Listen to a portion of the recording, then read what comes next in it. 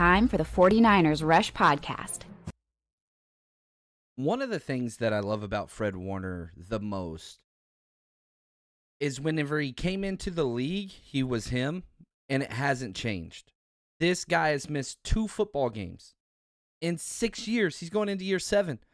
He has 3 All-Pros. He's got 3 Pro Bowls, and he has become the absolute standard for excellence for the 49ers. Now, he comes in number 5 on this list, and I understand. If people want to argue that Fred should be higher, I cannot disagree with you. This roster's stacked. And if you look at the last 3 years that we've done this roster countdown, in 2022, Fred Warner was 6th. In 2023, Fred Warner was 5th. In 2024, Fred Warner was 5th again. His highest vote, we had 4 polls, was 3. His lowest was 5. He comes in at 5. He's unbelievable. He's completely redefined the NFL linebacker position for off-the-ball linebackers. He changed it. If you can't cover, you are not at the same position as Fred Warner. He changed everything. And there's always been great run stuffers and thumpers and whatever, which Fred can do with the best of them. Just ask Najee Harris. But the coverage and the fact that he can show blitz in the A-gap 1 yard off the line of scrimmage, right on top of the ball at the snap, then bounce in coverage and cover CD Lamb on a seam route and get a pass breakup in the playoffs. It doesn't make sense how good Fred Warner is, and this linebacker position will never be the same because of him. There is before Fred Warner and there is post Fred Warner. Absolutely incredible player, and by far one of the best personalities on the team, one of the best characters on the team. Obviously, you got the Warner house. Just excellence in every way, shape, and form. Shout out to my man Josh, executive producer of today's show. He wears jersey number 54. Didn't whenever he first started, was 48, then switched to 54. 6'3", 230, big dude. We had the privilege of having him out to our draft party at the 49ers Rush Road Trip, 49ersRushRoadTrip.com. Come party with us this year. And, man, he out in Vegas, it was incredible. Dude came out, was just a blast. Way bigger than I thought he is. Obviously I coached for a long time and stuff. I've been around NFL players. Warner's huge. That's a big man. And, shows up in flip-flops and cut-off shorts at a party in Vegas. Just perfect. And, whenever you're working with these players, sometimes it's very obvious the ones that are there for money or whatever, and I get it. It's a business. Fred Warner finished his obligations as far as, the contractual whatever with his agent and literally asked, hey, do you mind if I just hang out for a little bit? Yes, Fred Warner. You can hang out for a little bit. Participated in some of the raffles and giveaways that we did. Was talking, just chatted up with my son. I don't even know if he knew who my son was. It was incredible. Just such a man that understands his role, but it hasn't gotten to him. You know what I mean? He's just a big kid that loves football and loves the community and positivity, and that's all that he brings. Best thing about him is he's only 27 years old. He's going into his 7th season. His birthday's November 19th, so he will turn 28 halfway through this year. But it's not outside of the realm of possibility that Fred Warner can play for the 49ers another 5 or 6 years. That's definitely hoping, and you're hoping the speed doesn't drop off and all those things. He ran a 4.64 40-yard dash, so it's not like he had elite speed. It's good speed, but he doesn't win with pure speed. He wins with instincts. He wins with just being completely relentless, being in incredible shape every single game, doesn't get tired, plays all the snaps, and only missed 2 games his whole career. Crazy going into his 7th season. He's a San Marcos, California kid, just outside of Carlsbad in Southern California. Went to Mission Hills High School, then went to BYU, was there for 4 years, exercise and wellness. He's well-versed at what's going on there. And, his parents, Laura and Fred Warner, they had 2 sons and 1 daughter. He's half Mexican-American on his mother's side, half African-American and Panamanian on his father's side. And, one of the coolest things was him leading the 49ers out of the tunnel at the Mexico game, which we were at, and was just so cool. He comes out with the Mexican flag. His Mexican heritage is important to him. And to be able to witness that was crazy. The crowd went nuts. The only time the crowd got louder is when they showed Jimmy G's face. All the girls in the stadium went nuts. But anyway, I digress. His brother played at BYU as well, and actually was on the practice squad for the Bucks for a little while, and the Rams. He's now out of the NFL, his brother Troy, but athletic family, no doubt about it. Was first team All-California back in high school, Fred was, and funny story, BYU coaches found out about him after a BYU fan and family friend sent Warner's highlight tape to the coaches. That's how they found out about him. And not only did they get Fred Warner, but they also got Troy from that as well. He's just, even since he showed up at BYU, he was on the Bednarik and Butkus Awards watch list, a Warfel Trophy, and the AFCA Good Works Team nominee. On and off the field, nothing but excellence ever since he started playing. Led BYU in tackles in back-to-back years, was voted Most Valuable Player Award and the team captain at the BYU banquet, 3-year starter for him. I mean, he was just crazy. Now, once he goes to the NFL, guess what? Same thing. Started day one. This guy has started every single game that he has played in the NFL. It just showed up. 98 games played, 98 games started. And so to show up day one and be that guy. Now, I do understand the 49ers were a really bad team in 2018, but Fred Warner's the reason why it changed. He changed all of that. He's the first NFL rookie since the year 2000 to begin his career with 4 consecutive games with at least 10 tackles. Like, he showed up and was the guy. It was awesome. Best coverage linebacker in the NFL. That's not even up for debate.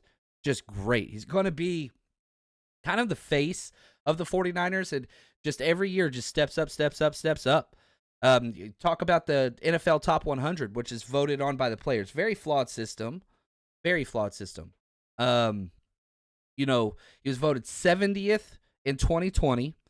He was 47th in 2021, 21st in 2022, and then 11th. He's almost a top 10 player in the NFL. And he's number 5 on our roster, which is just crazy. It just goes to show you, like, when you hear Fred Warner at number 5, I understand being perturbed by that. But then you start going through, well, you got a defensive player of the year, you got a quarterback, you got an offensive player of the year, you got a Hall of Famer, Trent Williams. How do you move him up in that? He's in the group. Just where you put him, it's hard to – that's why the whole thing is so stinking hard. And off the field, guess what? He married Sydney Hightower, who was on The Bachelor one of those seasons, and just seems to be awesome. If you haven't listened or watched the Warner House show, it's pretty great. Just awesome dude. And if you want to learn more about him, the 49ers put out a really cool video on their YouTube, Hometown Hero. It's like a 15-minute Fred Warner kind of biographical. The more you watch him, the more you see him, the more you just around him, he's just magnetic. And it's very easy to root for this guy. 3-time first team All-Pro 2020, 2022, 2023. Same thing with the Pro Bowls. The years match. Now, let's step back. Because, we had to do this with Kittle as well. Hall of Fame monitor watch list. This dude's number 5 on our roster, and we're talking about a potential Hall of Famer. Pro Football Reference puts out a monitor number. He's at a 44.38. That's his score. All right, what's that mean? He's tied with guys like Takeo Spikes, former 49er, Thomas Davis, Mike Vrabel. That's where he is currently after only 6 years. He's tied with those guys. The lowest linebacker score in the NFL that made it into the Hall of Fame is another 49er linebacker, Dave Wilcox, with a 49.88. So I don't think that Warner can get into the Hall of Fame with the around that number. He's got to go way higher. Willis, who just got in, has a 107, very, very high up there. And I think it's pretty easy. If Fred Warner can get 2 more All-Pros, I think he's in. That's 5 All-Pros. He's getting in. or one championship and one All-Pro, then I think he'd be in. Like, he's close, but he's only 27. If you got 2 to 3 more good years, add in some longevity, he's going to get in. His career is definitely on pace for that. You watch his speeches, whether it's at training camp or the games, he's the one that's breaking down the big group whenever everybody's together. It's usually him or Kittle, sometimes Trent Williams, but like, he's the voice. He's the leader of these guys. It's not even close. Again, you go back to it and you just look, I want this dude to be a 49er for life. He embodies everything that the 49ers are about. And he's currently signed through year 9 of his career. That 10-year is everything, and I really hope he gets it. Year 9, that's going to be 2026. So we've got him under contract for 3 more years. Cap hits are big. This year, $12.6 million cap hit. That's fine. 2025, he's got a $29 million cap hit. For an off-ball linebacker, that is huge. 2026, he's got a $26 million cap hit. That's big. So do you restructure, add on some more years? He's already got void years on his deal for $13 million. So you're kind of getting into this tough territory where it's kind of like where Trent Williams is now, where, yeah, you want to extend, but it's like, man, we've got 3 more years on this deal. You just let him play it out. We'll see what happens, but I know this. Fred Warner hopefully will be here as long as he wants to be here. Career earnings, $49.2 million. Freaking awesome. Just look at what he did last year. 4 forced fumbles. That's first among all linebackers. 4 interceptions. That's first among all linebackers. 11 pass breakups. That's like starting outside cornerback numbers. This dude he's a cheat code because you're getting a great run stuffer, team captain, call the plays, but you're also getting a not shut down corner, but above average quality cornerback play from a linebacker that's 6'3", 230. It doesn't make sense. He's averaged 100 tackles a year since entering the league, played 1,282 snaps last year, which is crazy. Look at his PFF grades, okay? 90.2 overall, that's elite. 90.7 run defense, that's elite. 77.6 pass rush, that's very good. 84.4 coverage grade, that's great for a linebacker. Unbelievable. Now, he got drafted in the 3rd round, and this is fun. I like this. 3rd round, pick 6 in the 3rd round in 2018. Guess how we got this pick? A lot of people don't remember this. That Solomon Thomas, Mitch Trubisky trade. And you've got to give credit to John Lynch here. They were talking about how they had a deal worked out to swap from 2 to 3 with the Bears, and the Bears were going to give up a 1st, 3rd, and 4th, all in that 2017 draft. Well, then the day of the draft, 49ers are on the clock. The Bears call, let's do the trade. And John Lynch goes, we've had some other interest. We're fine doing the trade, but you got to add a 2018 3rd rounder. They said no, but then agreed kind of reluctantly. The trade gets done. That extra pick that they held out for, it became Fred Warner.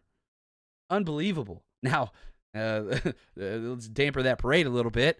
Obviously, Solomon Thomas didn't work out. That 3rd round pick that we got in 2017, we traded. That was Alvin Kamara. That was a huge miss by us.